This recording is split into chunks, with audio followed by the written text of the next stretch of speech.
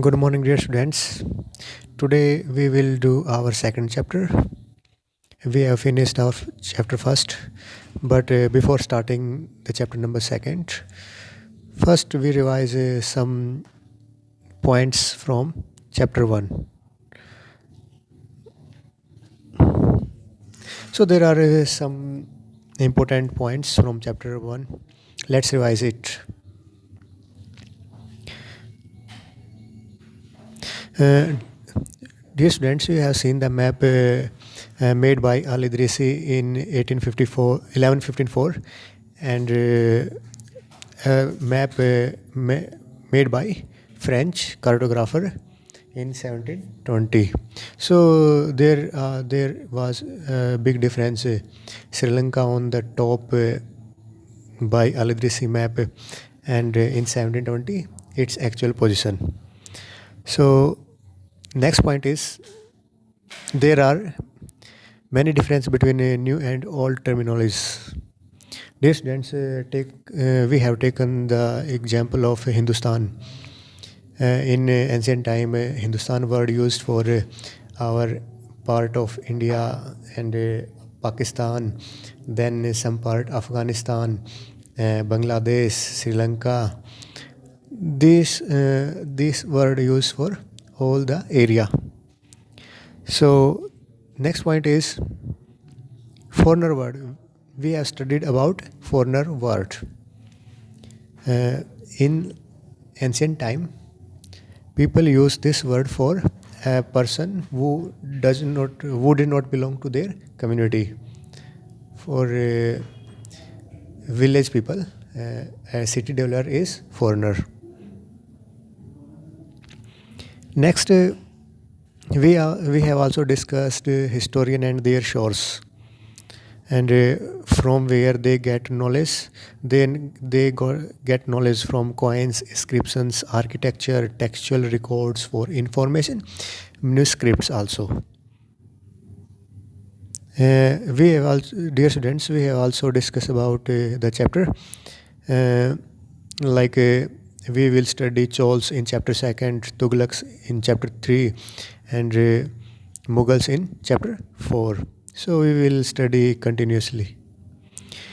Next, dear students, we also discussed about different languages like Sindhi, Lahori, Kashmiri, Telangani in Uttar Pradesh, Gujar in Gujarat, Mabari, Tamil Nadu, Gauri in Bengal, Awadhi, Uttar Pradesh, Hindvi in region of Delhi. These languages were in the form of that time. With dear students, we also discuss about Sanskrit. Sanskrit is the oldest language, but common people did not understand it. Only Brahmins understood it properly, and they spoke. Dear students, we also uh, discuss about worship of new deities, constructions of new temples, growing importance of Brahmins praised. We also discuss teaching of Quran, Islam, and Ulma. And there were two groups of Muslim community, Shia and Sunni. So after revising this point, now back to our second chapter. Let's start our second chapter, New Kings and Kingdoms.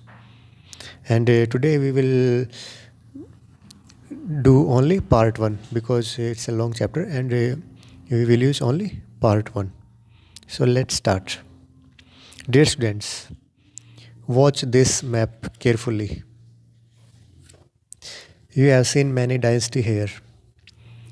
Uh, in your light green, there is many kingdoms, Chamans, Gujar Pratihar, Parmars, Kanno also, and in saffron color there is Rashtrakuts. In south there are Chols, Chairs, Pandyas. in Karnataka area, Tamil Nadu area, some Kerala area আছে. Rashtrakoot is Maharashtra area, some of Andhra Pradesh, Karnataka, Tamil Nadu, and Nepal's in West Bengal, and now Bangladesh also. Parmar is also there. So Arab of Sultans in upper side. So look at this map very carefully and try to constant between that situation, the situation in the past and current situation. Now we will discuss about the emergence of new dynasties. Dear students, by the 7th century, there were big landlords or warrior chiefs in different regions of the subcontinent. Existing king often acknowledge them as their subordinate. We called it samants. Yeah, we can say that subordinates of kings. They were expected to bring gifts for their kings and overlords and be presented at their courts and provide them military support. As Samants gained power and wealth, they declared themselves to be Mahasamant. Yeah, we can say that the great lord of a circle or region. And sometimes they asserted their independence from their overlords. There is an incident about Rashtrakuts in that Deccan area. Initially, they were subordinate to the Chalukyas of Karnataka, and in the mid 8th century, Duntidurg, a Rashtrakoot chief, overthrew his Chalukyas overlord and performed a ritual called Hirne Garbh. Yeah, I have made a slide of Hirne Garbh. So Hirne Garbh. What is Hirne Garbh? Literally, we called it the golden worm. This ritual was performed with the help of Brahmins. It was thought to lead to the rebirth of the sacrificer as a Kshatriya. Even he was not one by birth. Suppose there is another caste person and he did not born as Kshatriya caste. So he had to perform the he, he had to perform the Hirnagrab and he can adopt as 3A. And there are some example. Duntadurg Rashtrakoot chief, he also made Hirnagrab. And Kadamba Maurya Sarman and the Gujar Pratihar Harishchandar. So Kadamba Maurya Saram from Karnataka and the Gujar Pratihar the Duntirag from Rajasthan. So they were also Brahmins, but they left their caste Brahmins and took arms against the king. So next we will discuss about the administration of kingdoms.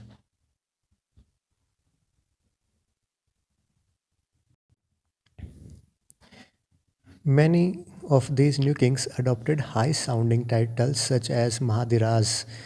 Yeah, we can say that great king, overlord of kings, Tribhuvan Chakravarti, lord of the three worlds, so on.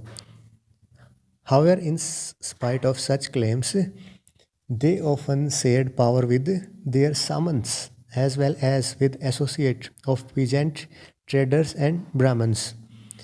And to run their state, they need a resource, they need a wealth from where they get their wealth. That is a peasants, cattle keepers, artisans, who were often persuaded or compelled to surrender part of what they produce. Some suppose a farmer has to uh, he has to grow crops and he has to submit some part of the crop to the king.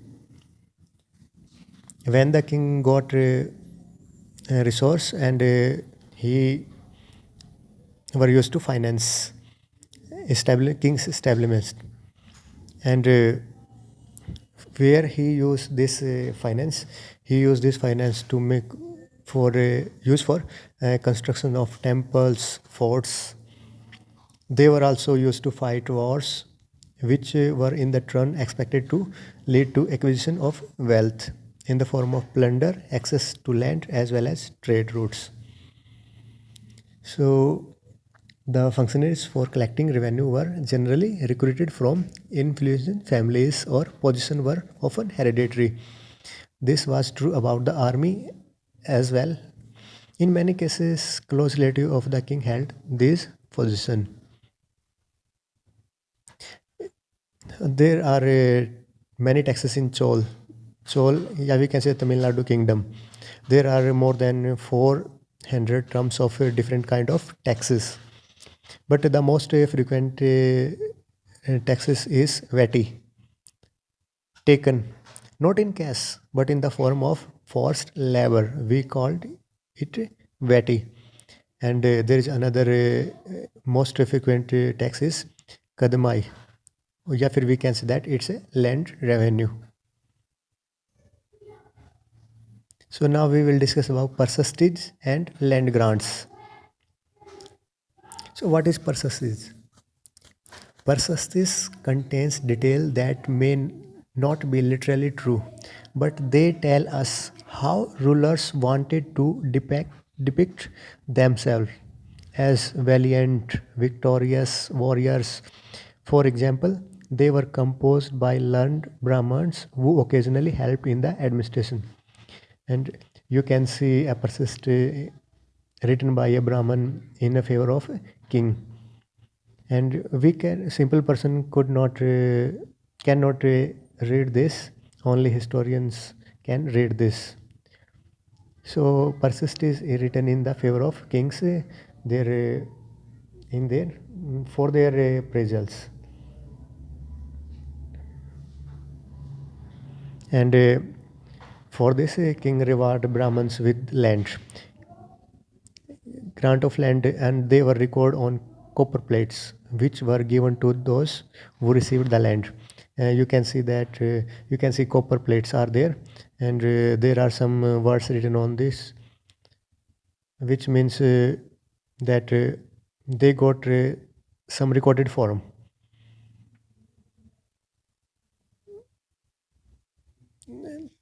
Thank you, and we will our next chapter in the next video. Have a nice day and watch it 2 times. Thank you.